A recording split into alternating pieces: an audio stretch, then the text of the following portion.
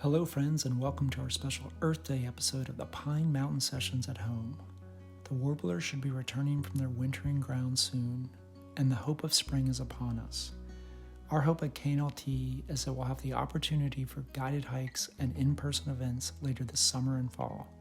Thanks to everyone who has stayed connected over the last year and supported our work to protect, connect, and restore wildlands. We're so grateful for your partnership. KNLT is continuing our important work with more than 1,000 acres of conservation projects unfolding along Pine Mountain this year. We are also continuing our ongoing art and conservation partnership. Thanks to Ben Sollee, Arwen Donahue, and Heather Summers for being part of our conservation movement. A special thanks to Daniel Martin Moore for helping KNLT pivot to this online series. Over 40 artists have taken part in the 10 episodes we've hosted since last year. If you missed past episodes, visit our Facebook and YouTube channels to catch up. I'd also like to thank our partners, the Owsley Brown II Family Foundation, the Snowy Owl Foundation, Patagonia, and Quest Outdoors for making this series possible. This last year was a reminder of how important friendships are. Our work at KNLT depends on friends and partners. Conservationist and author Doug Peacock offers a reminder to arm yourself with friendship and love the earth. Please help spread the word on KNLT and all these talented artists that made this series possible. Stay in the know with all we have going on by visiting knlt.org and signing up for our e-news. Happy Earth Day! We hope to see you soon, friends. Stay well and enjoy the show.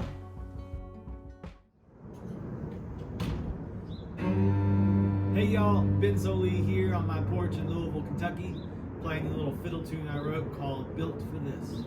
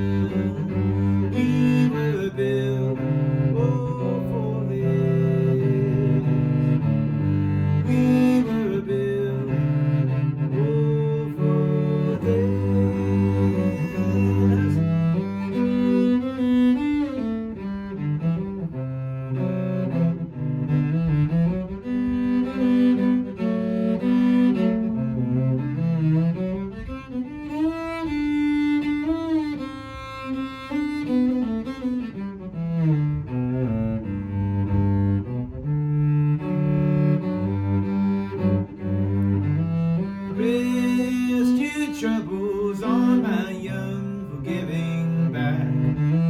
Lift your pain upon my deck. Oh, wrap your hands with your faith and trusted path, and trace the morning light. We were built, oh, for this. We were built, oh, for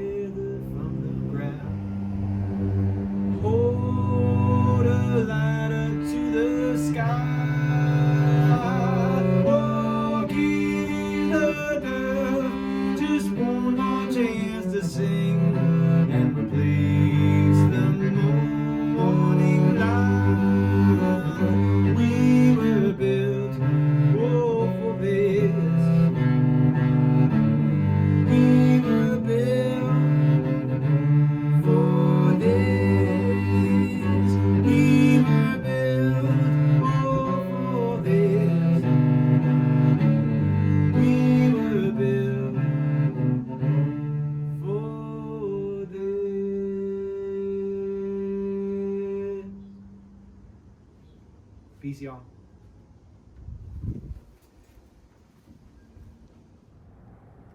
Hello, my name is Arwen, and I'm really delighted and honored to be working with the Kentucky Natural Lands Trust in its effort to celebrate and preserve Pine Mountain, the Pine Mountain Corridor, which is really a wonder of beauty and biodiversity. I love KNLT's recognition of the connection between creativity and land preservation. And that is the subject of my drawing journal, Landings, which I'm going to read some of today.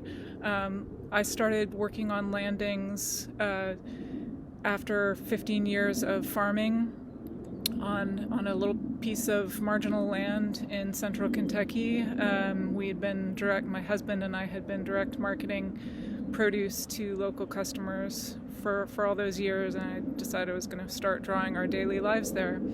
And the piece I'm going to read is set in the spring, and so that's the season that we are in as we speak. And so in celebration of Earth Day and this moment, I'll read a bit of that, and I want to thank you so much for listening.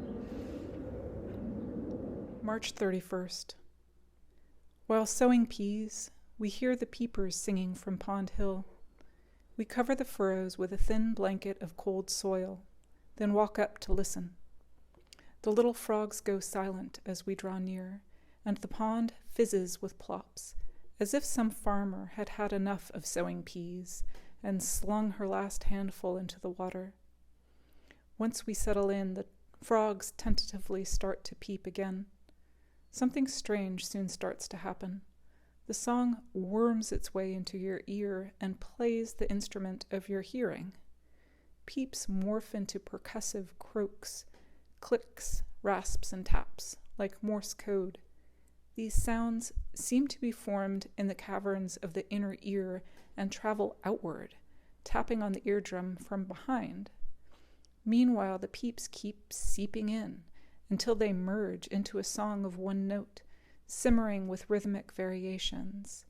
It's a musical score for the drifting clouds, for the swerve of a flock of red-winged blackbirds. The birds illuminate the frog's song.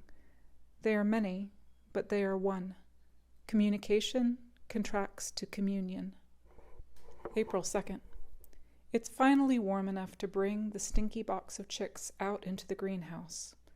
I make a pen out of chicken wire, and they have a great time all day pecking at the lush mat of claytonia, chickweed, and henbit that has seeded itself all across the greenhouse floor. When the sun goes behind the hill, back into the box and the house they go. Nights are still in the teens, way too cold for them.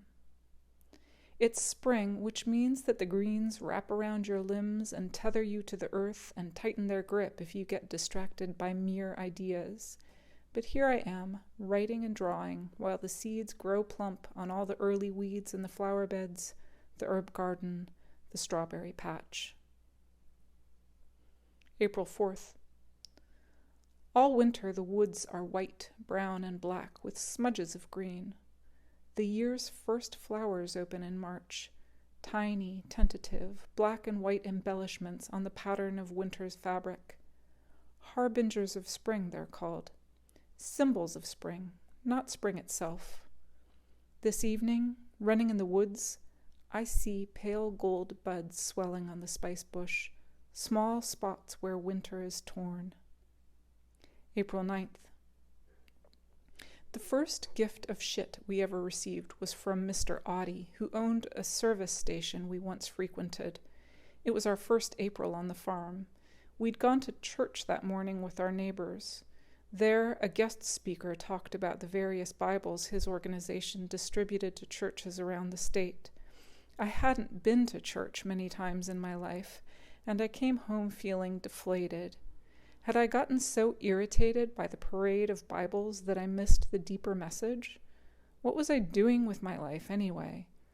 I had quit my job in Washington, D.C. and moved to a farm in Kentucky. I wasn't sorry, but I also wasn't sure why I'd done it. David asked me then to go with him to pick up a pile of cow droppings that had been slow cooking on Mr. Ottie's farm for 5 years.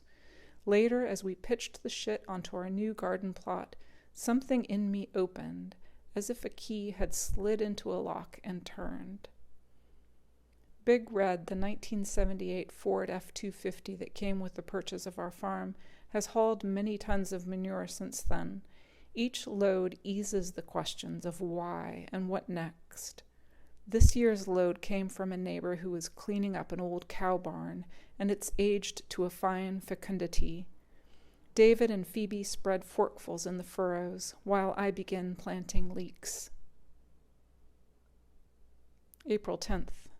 After we moved to the farm, we bought an Amish-built, hand-cranked washing machine.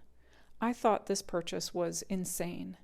It cost $500, not including wringer and rinse tubs. David thought it would make him fall in love with doing laundry. Washing the clothes, he said, would be his responsibility. If he'd been able to devote the time that the Amish machine required, he might actually have fallen in love with doing the laundry, but we will never know, because he soon discovered how much time farming takes, more than we will ever have. We hand-cranked for about a year, and the work was divided more or less evenly between David and me, as I often reminded him. Then my grandmother bought us a washing machine. I appreciate the symbolism of this, because the automatic washing machine may be industrialism's greatest gift to women, as my grandmother would have known, having grown up in poverty as one of 8 children. The Amish machine is now tucked in a corner of our barn. The 2 galvanized steel rinse tubs have seen years of use in cleaning vegetables after harvest. We don't own a dryer. After a string of damp days, the sun shines again. I don't have enough clothespins. April 13th. In early January, we sit by the hearth and pore through seed catalogs. By early February, we've sown flats of cold-tolerant seeds in the greenhouse: lettuce, cabbage, broccoli, kale, onions, parsley, that sit on heated benches. By mid-March, we need the benches to warm the tender next round: tomatoes, eggplants, peppers, summer squash, zinnias, so the hardier seedlings move to the greenhouse floor. Soon they're set out the door on a mild day to acclimate to the vicissitudes of weather in the unsheltered world for a few days before being planted out in the field. We lay covers over them at night, nudge them toward independence, step in when they need a hand in a fight against a bullying weed. But if these plants begin their lives as our children, they will later become our mothers. They will know our bodies in some ways, more intimately than we know each other's. They will move through our coiled innards. They will build our cells. We will burn them in the fire of our bellies, and yet they will return to give themselves to us again and again. There was a light frost this morning after a few summer-like spring days. When the first warm day arrived, many plants burst into blossom, as if they'd been straining against a cold hand that suddenly released its grip. April 15th. When it comes to water, I am like a crow whose eye is caught by a shiny object. I want to capture and carry it with me. A small pool in the run, like this one by the barn where we dip buckets for the cow's trough, is a bridge between earth and sky. To bend and see the tall tree tips held beneath my face as if in the furrow of a palm, and then to warp it with my bucket, keeps me engaged as I walk back and forth, from creek to barn, a trip of about 100 steps, heavy and sloshing and uphill on the way there, light and bucket swinging on the way back. Today, I only make 5 trips, enough for a good drink for the 2 cows, but not enough to fill their trough. April 18th. When I lived in cities, grass was easy to ignore, the vegetable equivalent of pavement. A lawn in town must be mowed, but if I happened to have one, it was scaled to my capacity. An hour a week would do. Grass seemed gentle. Even the word blade loses its threat when followed by of grass. A blade of grass yields to the blade you wield against it, and yields a sweet smell when cut. It also yields to contemplation, as Whitman knew. I lean and loaf at my ease, observing a spear of summer grass. But spring on the farm allows no leaning and loafing. Beginning around mid-April, Kentucky grass becomes a relentless force. The earth is a green, pelted animal with rank fur in which we are embedded like ticks, hanging on for dear life. Time is scarce. I mow and mow, cultivate and rake out beds in the herb garden, and plant parsley, cilantro, and dill. At day's end, I collapse on the couch. Phoebe is with her grandmother in Lexington, an hour away. We have stale popcorn and beer for dinner.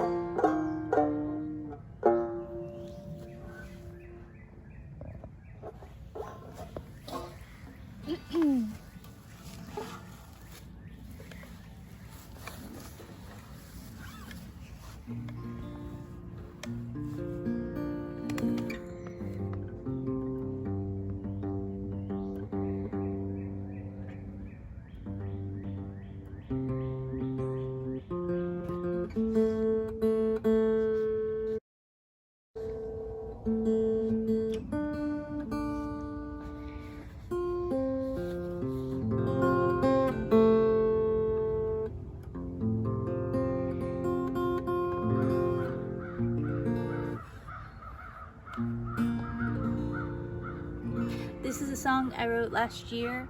On the day that John Prine died, me and a couple of my good friends had gone on a beautiful hike of the place where we lived, called Fox Hollow Farm, and this song is about that.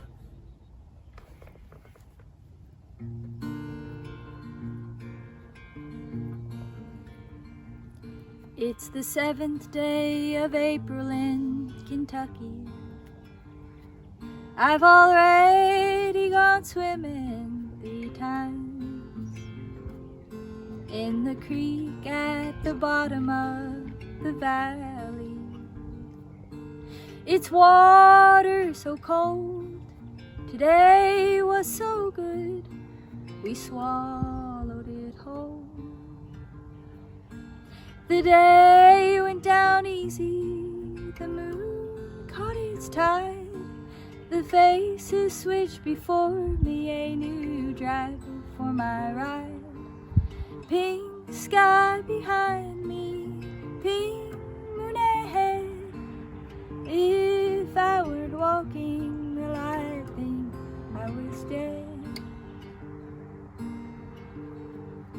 3 herons passed over as we made our way home, painting a silent flight portrait. 6 wings, 6 legs, 3 smiles, and 1 cloud. Look, the birds had said out loud. Look, the birds had said out loud. The day went down easy, the moon caught its tide. The faces switched before me, a new driver for my ride. Pink sky behind me, pink moon ahead. If I weren't walking, well, I think I was dead. As we crested the hill of the valley, moon's rising reflected in our eyes. Our bodies let out cries without warning. Can a human really know what's going on for sure? Can a human really know what's going on for sure? The day went down easy, the moon caught its tide. The faces switched before me, a new driver for my ride. Pink sky behind me, pink moon ahead. If I weren't walking, well, I think I was dead. If I weren't walking, well, I think I was dead.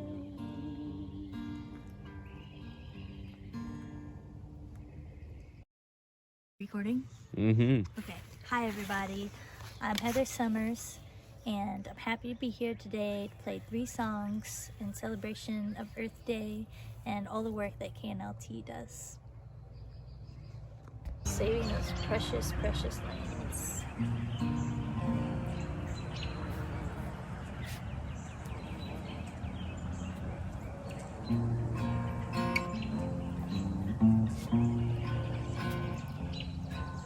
I come from the mountains, Kentucky is my home, where the wild deer and the black bears so lately did roam. By the clear rushing waterfalls, the wildflowers dream, and across the green valley there runs a clear stream. Now there's scenes of destruction on every hand, and the flooding black waters run down through the land. Sad scenes of destruction on every black waters run down through the land. Oh, the quail, she's a pretty bird, she sings a sweet tongue. In the roots of the tall timber, she nests with her young. The hillside explodes with a dynamite's roar, and the voice of the small bird is heard there no more. And the hillside comes sliding so awful and grand, and the flooding black waters run down through the land. Sad scenes of destruction on every hand. Black waters run down through the land. In the coming of the springtime, we planted our corn. In the ending of the springtime, we buried a son. In the summer, come an Iceman, says everything's fine. My employer just requires a way to his mind. Then they tore down the mountain and covered my corn, and the grave on the hillside's a mile deeper down. And the man stands and talks with his hat in his hand, while the flooding black waters run down through my land. Sad scenes of destruction on every hand. Black waters,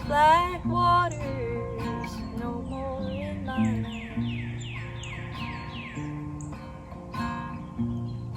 Well, I don't have much money, not much of a home.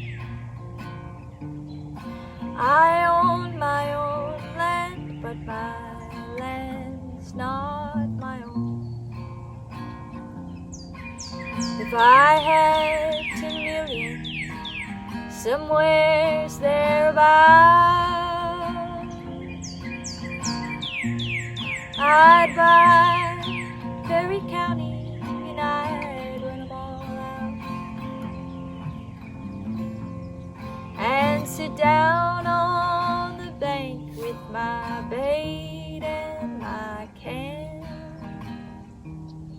and just watch the clear waters run down through the land. Now wouldn't that be just like the old promised land? Black waters, no more in my land. Black waters, no more in the land.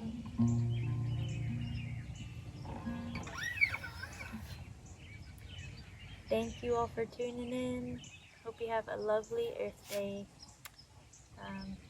Get out and go for a hike and spot some wildflowers.